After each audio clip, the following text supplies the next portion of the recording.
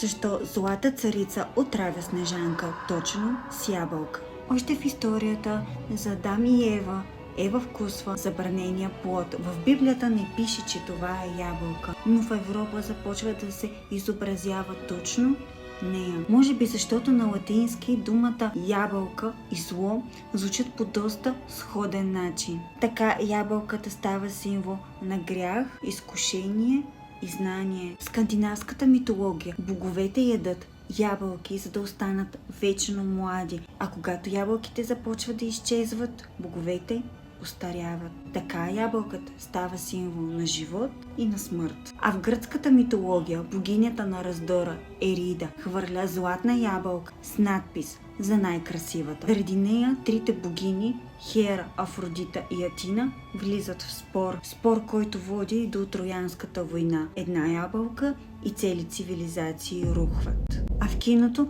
няма как да не сте забелязали, злодеите често ядат ябълки. Бавно, демонстративно. Може би лек намек, че те държат изкушението в ръцете си и го контролират. Затова не е случайно. Царицата избира най-опасното оръжие. Плод, който хората никога не спират да желаят.